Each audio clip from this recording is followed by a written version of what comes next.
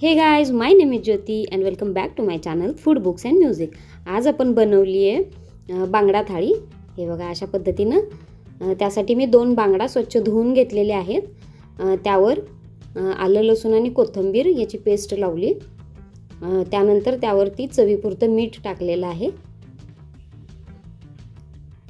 आणि आता यावर थोडीशी हळद टाकूया.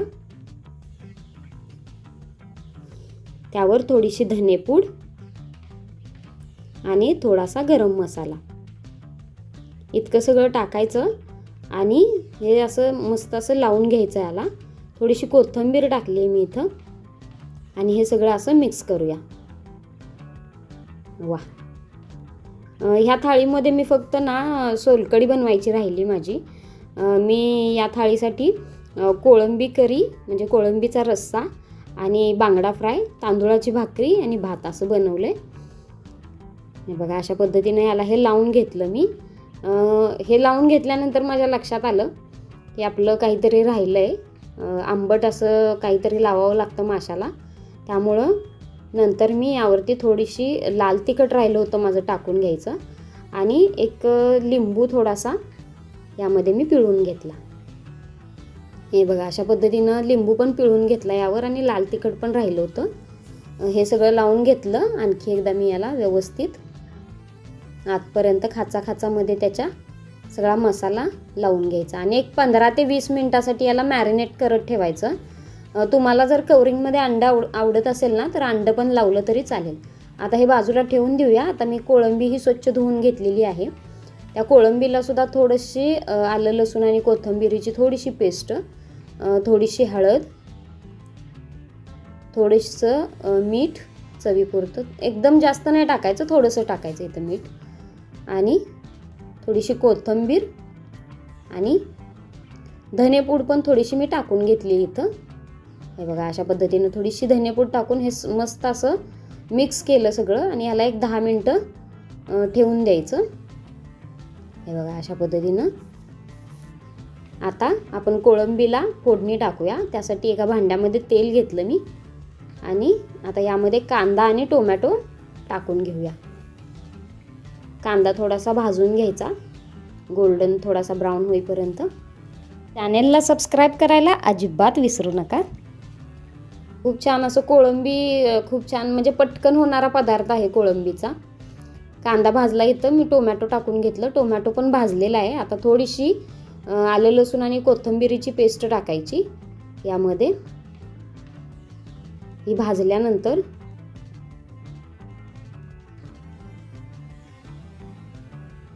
यामध्ये आता जी आपण कोळंबी मॅरिनेट करायला ठेवलेली 10 ते 15 मिनटं ती यामध्ये टाकून घ्यायची आणि हे मस्त असे तेलामध्ये हे करायचं, स्वते करायचं आणि ह्याला थोडंसं झाकून एक 2 मिनिट याला वाफ येऊ द्यायची. कोळंबी तिथंच लगेच शिजते तेलामध्ये.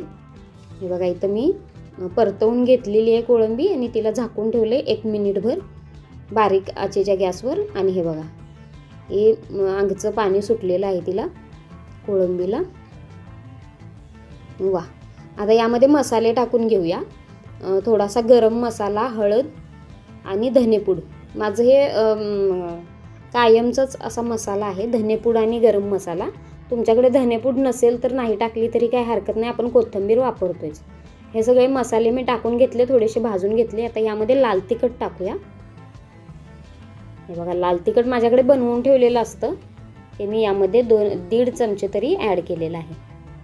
आता हे लाल तिखट तेलात असं मस्त भाजून घ्यायचं. वा,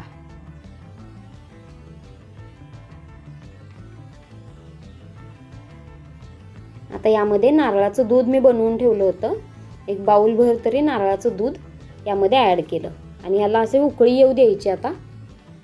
आणि यामध्ये थोडंसं चवीपुरतं मीठ, नारळाच्या दुधाला मीठ नसतं ना, त्यामुळे जर असं नारळाच्या दुधासाठी रस्सा बनवला आहे आपण, त्यासाठी चवीपुरतं थोडंसं मीठ, कारण कोळंबी मॅरिनेट करताना पण मीठ घातलं आहे, त्यामुळे थोडंसंच मीठ घालायचं इथं. आता इथं आपला रस्सा हा उकळी येतो याला. वा, किती छान असं बनवून तयार आहे कोळंबीचा रस्सा नारळाच्या दुधातला. आणि यावरती मस्त कोथिंबीर टाकायची. आपला नारळाच्या दुधातील कोळंबी तयार आहे आता इथं मी भाकरी बनवून घेतली आहे, मस्त तांदूळाची भाकरी. हे बघा अशा पद्धतीनं. वा,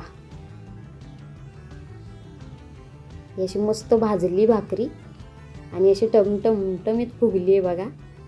आता आपण बांगडा फ्राय करूया. त्यासाठी रवा घेतला आहे थोडा, त्यामध्ये लाल तिखट आणि थोडंसं चवीपुरतं मीठ टाकायचं, म्हणजे जे कवरिंग जे आहे आपलं रव्याचं त्याला थोडंसं टेस्ट येते चांगली अशी. त्या रव्यामध्ये मी हे सगळं टाकून घेतलं. मी बेसनचं पीठ वापरत नाही, मला बेसनच्या पिठामध्ये फिश फ्राय केलेला आवडत नाही. मी फक्त रवा घेते. इथं असा मसाला सगळा मी लावून घेतलेला, तो आणखी एकदा सेट केला त्याच्यावर आणि त्याला पूर्ण दोन्ही बाजूनी असं रव्यामध्ये मिक्स केलं. त्याच्यावरती रवा टाकून घेतला आणि हा असं तव्यामध्ये ठेवलं. वा, भाकरी केलेल्या तव्यामध्येच इथं मी फ्राय केलेला आहे बांगडा फ्राय. हे बघा अशा पद्धतीनं. वा, कोकणात राहायला असल्यावर हा एक फायदा आहे, फिश फ्रेश मिळतात. आणि इथं माझे बांगडा फ्राय बनवून तयार केलेले आहेत. मी पूर्ण बांगडा थाळी इथं माझी बनवून तयार आहे. तुम्हाला कशी वाटली कमेंटमध्ये नक्की कळवा. व्हिडिओला लाईक करा, शेअर करा, चॅनल सबस्क्राईब करा. भेटूया नेक्स्ट व्हिडिओमध्ये अशा सोप्या रेसिपींसह. तोपर्यंत बाय.